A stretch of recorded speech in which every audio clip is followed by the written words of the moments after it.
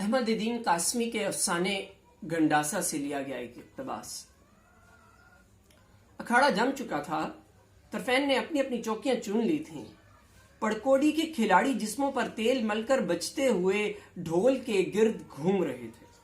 انہوں نے رنگین لنگوٹی کس کر باندھ رکھی تھی، ذرا ذرا سے سفید پھینٹیے ان کے چپڑے ہوئے لامبے لامبے پٹوں کے نیچے سے گزر کر سر کے دونوں طرف کنول کے پھولوں کی طرف کیسے ترے بنا رہے تھے۔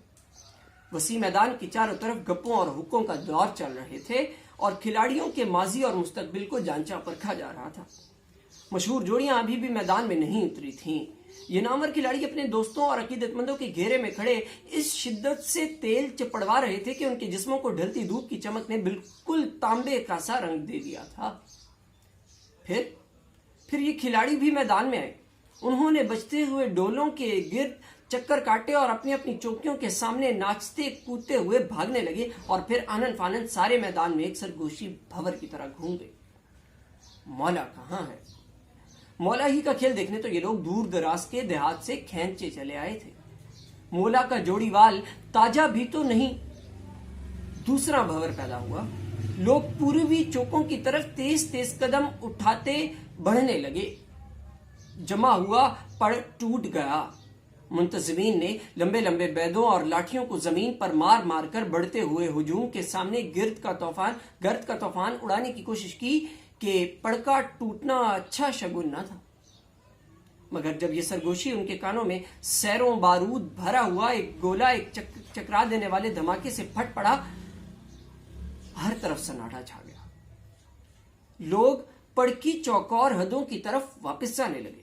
مولا اپنی جوڑی وال تاجے کے ساتھ میدان میں آ گیا۔ اس نے پھندروں اور ڈوریوں سے سجے اور لدے ہوئے ڈھول کے گرد بڑے وقار سے 3 چکر کاٹے اور پھر ڈول کو پوروں سے چھو کر یا علی کا نعرہ لگانے کے لیے ہاتھ ہوا میں بلند کیا ہی تھا کہ ایک آواز ڈھول کی دھم دھم چیرتی پھاڑتی اس کے سینے پر گنڈاسا بن کر پڑی۔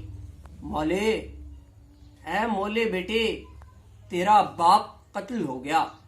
مولا کا اٹھا ہوا ہاتھ سانپ کے پھن کی طرح لہرا گیا اور پھر ایک دم جیسے اس کے قدموں میں نہتے نکل آئے۔ رنگے نے تیرے باپ کو ادھیڑ ڈالا ہے گنڈاسے سے۔ ان کی ماں کی آواز نے اس کا تعاقب کیا۔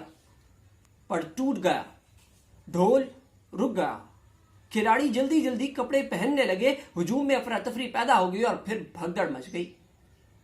مولا کے جسم کا تانبا گاؤں کی گلیوں میں کوڑتے بھکیرتا اڑا جا رہا تھا۔ بہت پیچھے سے اس کا جوڑی وال تاجا اپنے اور مولا کے کپڑوں کو گٹھڑی سینے سے لگائے آ رہا تھا اور پھر اس کے پیچھے ایک خوف زدہ ہجوم تھا جس میں گاؤں میں سے کسی شخص کو ننگے سر پھرنے کا حوصلہ نہ ہو سکتا تھا۔ وہاں مولا صرف ایک گلابی لنگوٹ باندھے پہناریوں کی قطاروں، بھیڑوں بکریوں کے ریوڑوں کو چیرتا ہوا لپکا جا رہا تھا، اور جب وہ رنگے کی چوپال کے بالکل سامنے پہنچا تو سامنے سے ایک اور ہجوم میں سے پیر نور شاہ نکلے اور مولا کو للکار کر بولے، رک جا مولا۔